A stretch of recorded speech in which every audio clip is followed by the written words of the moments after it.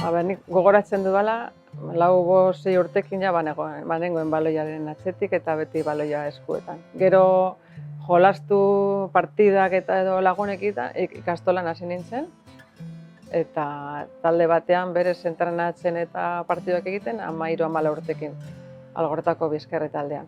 Hortik gero salto egin nuen Sondikako taldera, momentu horretan zegoela Bizkaia eta estatu mailan gogorrenetarikoa. Ni Lauron nengoenean Sondikako taldea zan aspiraziorik handiena, ze azkenean atletik esan existitzen, orduan ez geneukan amets hori izateko aukera, eta ni joaten nintzen Sondikako partidak ikustera, eta hor ikusten dituen Nerea Onaindia, Txibi Juaristi, Ferreira hor jokatzen, eta ja 14-15 urtegaz haiekin hasi nintzen olgetan eta bestuaria konpartitzen, ez? Gogoratzen dut adibidez nik 15 urte nituenean Nerea Onaindiak 30 urte zituen, ez? Adin bikoitza, eta azkenean ez dizute soilik futbol arloan laguntzen, baizik eta heziketa arloan ere azkenean zer esan asko daukat. Taldea iaia estatuko hoberena zen eta hasi ginen nabaritzen direktibaren partetik eta ez dela ondo babestu eta inoiz ezin genuen iaia belarrezko zelaian jolastu, beti ginen azkenak aldagelak hartzeko edo entrenamendutarako saioetarako beti aitzaki eta Desde aquellos momentos protestábamos bastante y hicimos de alguna manera ver que eso tenía que cambiar, pero bueno, como no se daban esos pasos, por eso fue que tomamos la decisión de irnos de Sondika a Leioa y de hacer un club nuevo en unas condiciones un poco diferentes. Las condiciones de Leioa eran, después de las de Lezama, las mejores, con la posibilidad de jugar un campo de hierro natural. Bakarrik emakumezkoen kluba zen. Gurea bakarrik, gu sortutako direktibarekin, gure lanarekin, eta inork ezingo zuen erabaki, udaletxaren babesa eduki genuen itzela.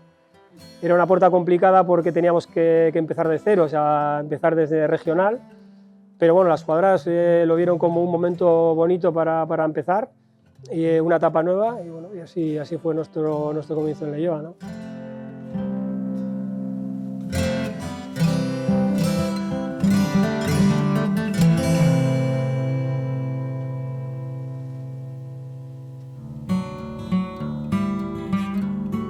Lehenengo urtean, partido guztiak irabazi, iaia golik ez jaso, eta azkenean ilusio handiarekin egin genuen proiektua.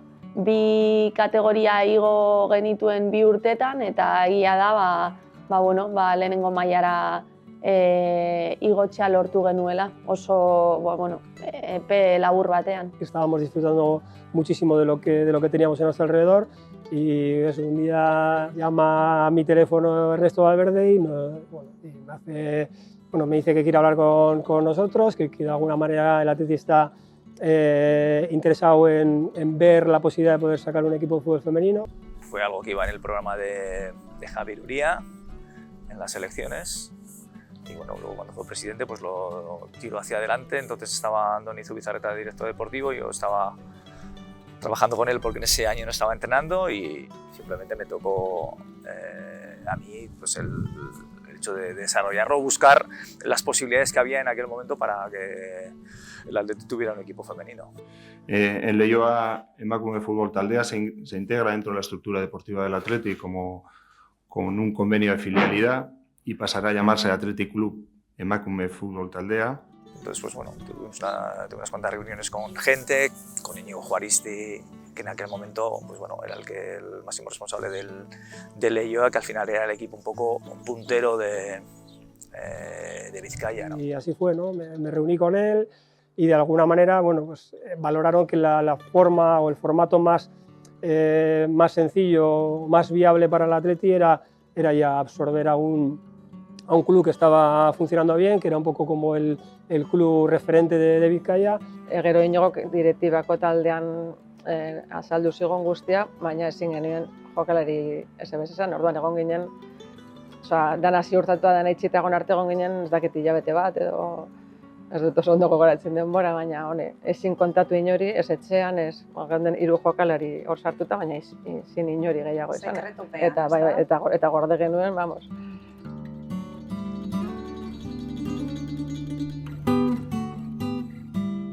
las chicas en el Atleti no puede ser, o sea, increíble. Ibas oyendo cositas, pero hasta que no salió la noticia y nos dijeron, oye, que esto va para adelante, no nos lo creíamos.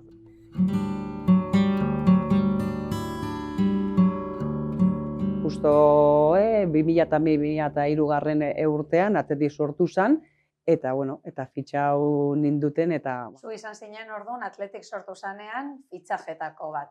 Bai, lau izan ginen. Egia esan da oso pozik, ez? Ni banekien igande horretan Leioak jokatzen zabala partidua Erraikon kontra, baino esan ezebez entzune Atletikek sortu behar zuenik ekiporik. Eta astelenian, Inigoren deia jaso nuenian, kriston posa eta ia ezin sinistu. Una ilusión enorme, o sea, yo llegar a casa y decirle a mis aitas que parece que vamos al Atleti. O sea, ver la cara de mi ama fue increíble. O sea, no se lo creía. Me decía, ¿cómo que vais al Atleti? Ama, que sí, que nos han dicho que nos va a absorber el Atleti, que vamos a ser el Atleti, no sé qué. Y era como, si tu Aitite viviera, o sea, vamos, hubiera sido su máxima ilusión. Que prácticamente desde el principio fue todo mágico. O sea, yo creo que la palabra fue eso, magia, porque era estar en un sueño continuo. Era ver la grada llena, ver que los resultados iban saliendo, luego ya ver que estabas ya en esa lucha incluso por poder ganar en tu primer año en la máxima categoría de la Liga, llegar prácticamente al final de la Liga y tener la posibilidad de poder jugar en San Mamés. Jarraitzaile zurigorriek erantzun bikaina eman dute gaurkoan Atletik emakumezko taldearen partidua ikusteko. Gaur, San Mamés futbol zelai honetan, 20.000 pertsona inguru izan ditugu. Saririk handiena, ez? Katedralian jokatzia guretako gauza oso handia izan zen, ez? Etorri ginen nahiko goiz eta hasi ginen inguruan ikusten, jendea txiringituak montatzen, bufandak eta gauza guztiak hau guretzako da, eta jendea, soinua, musika, eta, ezin genuen sinitzen. Ir a San Mamés ya, y encima el primer partido lo jugamos en el antiguo San Mamés, y entrar a San Mamés, pisar el césped de San Mamés y estar allí es como, para alguien que siente el Atleti, es lo más. Porque era pasar el umbral de un sitio en el que... es que me emociono de verdad, porque era como algo mágico. O sea, ver las letras del Athletic Club arriba puestas en la entrada del vestuario y poder pasar ese umbral era como algo que, vamos, que lo había soñado un montón de veces y que lo podía vivir en ese momento, ¿no? Como entrenador en este caso, pero que me emocionó un montón, ¿no? San Mamés utxik ja impactantea da, imaginatu 20.000 gure lehenengo partida 20.000 pertsonen aurrean, ez? Un tema que hay que incidir también es que el primer gol que se mete en ese partido, primer partido que se juega en San Mamés, lo consigue Nerea Onaindia, que es como un guiño al Leioa, ¿no? Porque su aita, Íñigo Juaristi, son quienes pelean y forman y forjan y crean este Athletic Club femenino que tantas alegrías nos ha dado.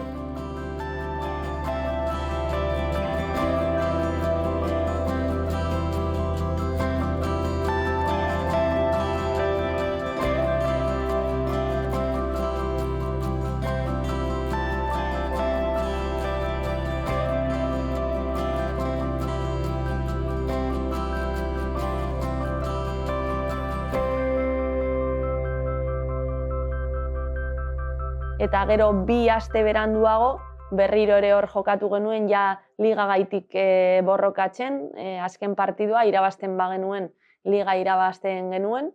Estar en el calentamiento y estar oyendo a los chicos que estaban en las puertas por el walkie, oye, que se da la vuelta al campo, que es que hay que abrir otra puerta, que es que hay que abrir otra puerta, y de repente salir del vestuario al inicio del partido y ver 35.000 personas en el campo animándote, aquello fue increíble. Fue una imagen que no se me va a olvidar en la vida. Increíble, y eso que no jugabas, o sea, pero todo el mundo como loco, volcado, y decías tú, es que hace 2 años estábamos que nos iba a ver nuestra familia y poco más, o sea, que tenemos a 35.000 personas volcadas con nosotras.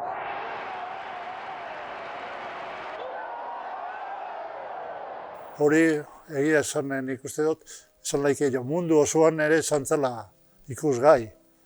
Osea, neska partidua eta Samamés betea ikusten, eta bai, bala esan zen. Bueno, orain zeago ematen du, pixka bat errezago betetzen dira zelaiak eta baina garai hartan hori zaukan izugarrizko meritua. Ilusio askokin borrokatu genuen eta lehenengo urtea eta liga irabaztia polita izan zen. Orain dia zen izugarrizko kapitainia, kapitain moduan eta bai jokalari moduan ere zen oso aintzindaria eta baina oso jokalari importantea.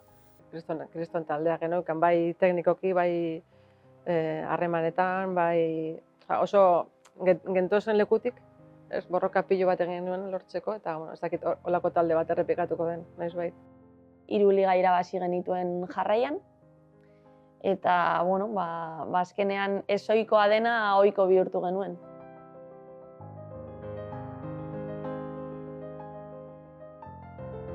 Es que el Atleti ha sido fundamental. Para que haya una evolución, el Atleti ha sido fundamental. Para que haya categorías inferiores en el Atleti, para que haya entrenadoras, para que haya un concepto a nivel social mejor, es fundamental. Lehenengo liga oso garrantzitsua izan zala. Hasi ziren pila bat neska futbolea jokatzen, suposatzen dut ja guraso batzuk ere igual begi honez ikusten zutela euren alabak futbolea jokatzea, imaginatu zure alaba, San Mamesen jokatzeko aukera, ligak irabazteko aukera. Nik uste mentalidadea, jendearen mentalidadea aldatzen duzula, ez? Hori izan zen garaipen historiko bat kirol arloan, baina sozialki nik uste asko lagundu duzuela, ez?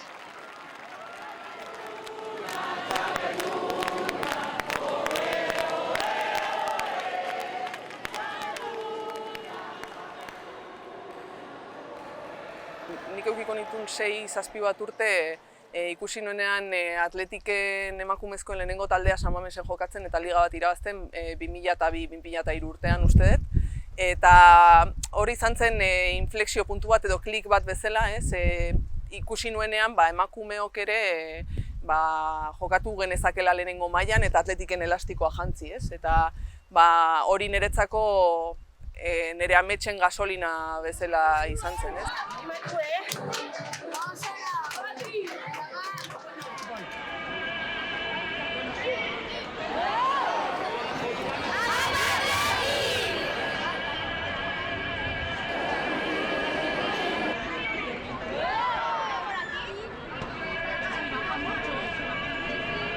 El Athletic haya surgido a través del Leioa y del Sondica es un orgullo porque supone que todo el esfuerzo que hemos estado haciendo, todo nuestro trabajo, todo nuestro sudor en el campo, pues ha servido para que ahora tenga algo que es que hay un equipo femenino en el que se pueden ver las chavalas de hoy en día.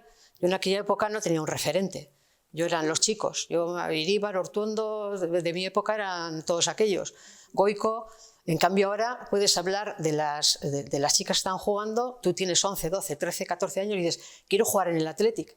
Nosotras no podíamos decir eso. Yo venía mucho a Lezama los domingos a ver al primer equipo femenino y me gustaron mucho Eli Ibarra, Iraia Iturregui, Erika Vázquez, Nekane. Yo quería ser futbolista y entonces mis referentes pues eran ellas. Pero sí que es verdad que gracias a ella yo estoy hoy aquí y estamos todas aquí. Estamos dando grandes pasos, pero que tenemos que seguir dando pasos porque vienen muchas niñas por detrás que también tienen un sueño. Nire referentea izan da Maria Zeberio. Azkenan hasi zelako bizkerren jolasten eta hemengo Agorlizekoa da. Eta ezagutzen dut eta egia da gauza asko lortu dituela, jolastu da Atletiken, Eibarren. Eta oso langile iruditzen zait eta emakumeen futbolagatik gauza asko egin dituela, orduan bera da nire referentea. Ondo zu? Hemen, zuetaz hitz egiten, erreferentetaz hitz egiten. Bai, Joder,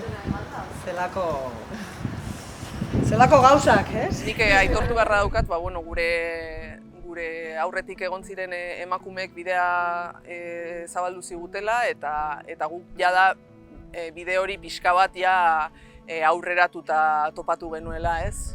Baina bai oroitzen dut, ni lehenengo taldera aiatu nintzenean, adibidez lanaldi partzialeko kontratuak zeuden, baina ordutik esango nuke oraindik gehiago betu direla, ez? Lanaldi osoko kontratua dauzkagu, baina badira urte dezente lanaldi osoko kontratua dauzkagula, eta nik uste dut oro har Atletiken lehenengo mailako baliabideak ditugula, bai staff aldetik eta bai instalazio aldetik. Beraz, gauzak asko aldatu dira, eta pentsatzen dute emakumezkoen futbolaren evoluzioa ikusita, evoluzio azkar hau ikusita, oraindik ere datozen urteetan are gehiago aldatuko dela. Gutxienez, profesionala dira, baja bat hartu aldute, kasuan lesionatu nintzenean, geratu nintzen langabezian, jolastu barik, lan barik, gure kasuan izaten zen desastre bat, baina gaur egun badakate bere apurka-apurka, bere eskubideak, bere soldata, bizi aldira horretaz, ezin dute beste lan bat eduki. Hemos conseguido ser profesionales, pero no todos los clubes de primera división tienen las mismas condiciones. O sea, que podemos decir que el Athletic en eso es un club pionero. Sí, es un club que apuesta mucho por el fútbol femenino y lo demuestran. Ya solo con ver todas las instalaciones que tenemos y las facilidades que nos dan, solo podemos sentirnos unas privilegiadas y aprovechar eso para mejorar cada día y ser también un club referente para otros.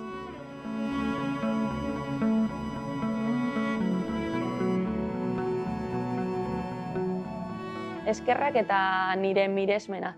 Nik badakit gradan daudela eta disfrutatzen daudela, haiek sentitu behar direla honen parte direla, ez? Eta gaur egungo Athletic dala haiei esker. Gracias a ellas estamos hoy aquí y si no hubiesen dado ese paso y no hubiesen luchado tanto, quién sabe si hoy podríamos estar disfrutando de la manera de lo que lo estamos haciendo. Y que ellas nos dan mucha fuerza para seguir luchando cada día y que nos acordamos de ellas porque esto que se está consiguiendo también es parte suya. Hombre, haiek urte horietan egon ez balira, segurazki nik ezin izango nuen sondikan jolastu, beste askok ere ez, eta orduan igual bidea izango zen desberdina, eta haiek egin zuten kriston lana, hemendik nire agurra eta nire eskerra guztion partetik.